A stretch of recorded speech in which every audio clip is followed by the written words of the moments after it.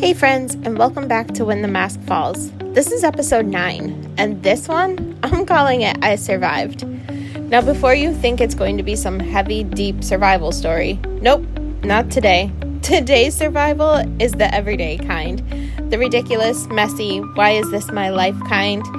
The how many cups of coffee does it take to hold me together kind. Because this week, survival looked like dodging emails, chasing cats off the counters, being tackled by my Great Dane, and waking up early to take the trash to the road. You know, normal glamorous life stuff. You ever open your email on a Monday morning and it's just so overwhelming and you don't understand how you have so many unread emails because you were still working over the weekend answering emails? Yeah, that was me this Monday. By 9 a.m., my inbox already hated me, and I had emails from people I didn't even know. And the spreadsheets for my invoicing, don't even get me started. By the end of Tuesday, I had a file named for each one pretty much called Final use this one. Do not use this one. Spoiler alert, I still opened the wrong one at least 3 times. But hey, I didn't cry on any Zooms, nobody quit, and I didn't throw my laptop out the window. I consider that work survival. Parenting a teenager can sometimes be difficult. Forget obstacle courses. Just try surviving that eye roll that could cut glass.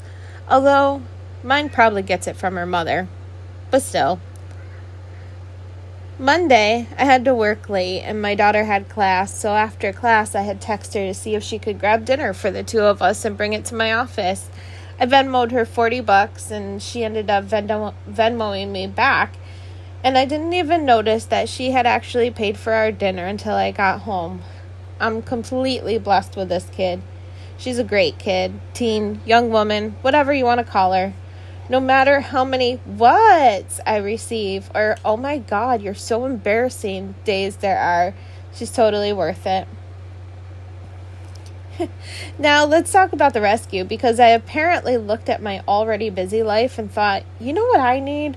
More creatures that depend on me for survival. This week, I survived cat puke everywhere, another cat deciding 3 a.m. was the perfect time to meow for attention all night, and dogs barking at absolutely nothing. Like, genuinely nothing. A leaf moved outside, and they thought the apocalypse had arrived. And let me tell you, cleaning litter boxes when you're already late for work, that's a workout that no gym can replicate. Thank God we switched to the litter that makes my life a little easier. Side note, I'm not sponsored to say this, but if they want to sponsor me, I would totally accept it. But Tidy Cat's Breeze litter systems are the bomb. But anyway, the animals are fed, alive, and mostly happy until their bowls are empty again. I still call it a survival win for the rescue. And myself.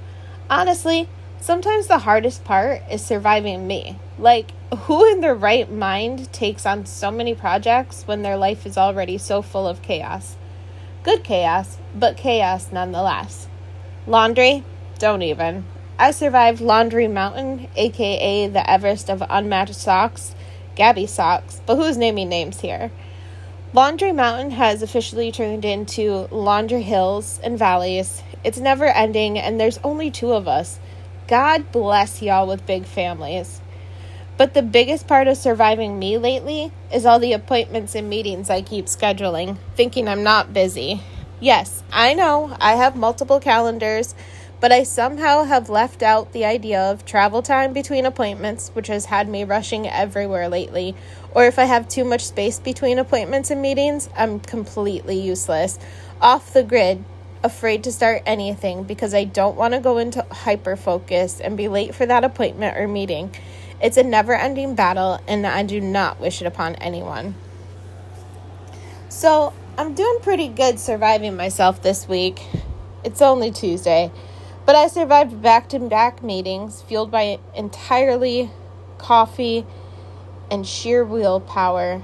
I survived our Rotary Board meeting and finished up my Peace Pole ceremony script for this upcoming weekend. It's another one of those things that I just want to be perfect. I want people to show up. I want the perfect yellow mums to place at the bottom of the Peace Pole. I want blue mini cupcakes to serve as refreshments after the ceremony. I want to be prepared with the appropriate materials about our Peace Pool and our Rotary Club. I swear, I cannot stop thinking about those fine details because I do not want to forget a single thing. And can we just talk a moment about caffeine?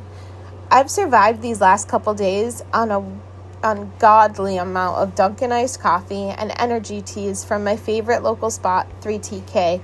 I think by the end of the day today, I was 80% caffeine and 20% anxiety. But hey, it works. Without coffee, this podcast definitely would not be happening and I would just be snoring into the phone. With coffee, you get this chaos. But okay, before I wrap things up, let's do a quick lightning round of all the random things that I somehow survived this week. Are you ready? I survived taking the trash to the road without being attacked by random spiders. I survived the back-to-back appointments and meetings taking me from one town to the next. I survived redoing every single invoice for each organization. I survived being tackled with excitement from Pepper, my Great Dane, which happens far too often and I have many bruises to show it. I survived only eating from the snack cupboard all day the other day. I survived grooming and shaving a cat. If you have a cat or have been around cats, you know how difficult that could be. And the crown jewel, I survived realizing it was only Tuesday when it feels much closer to Friday. That one kind of hurt. Here's the thing. Survival doesn't always look heroic. Sometimes it's just keeping your kid fed, workload under control-ish, your animals alive, and your shoes somewhere around here. But that counts. Surviving is a crazy week.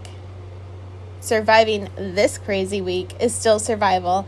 And honestly, sometimes it deserves just as much credit as the big, dramatic survival stories.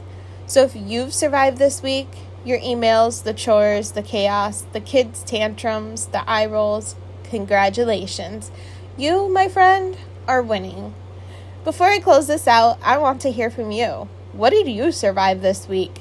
Was it a work disaster, a parenting meltdown, a kid's meltdown, a kitchen experiment gone wrong, or maybe something as simple and real as surviving Monday?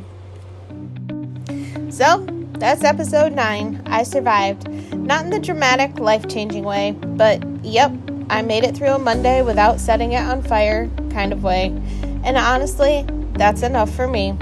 Thanks for hanging out with me today. Go treat yourself. Coffee, cupcakes, a nap, whatever survival prize you deserve, because you made it. You survived, and we'll do it again until tomorrow.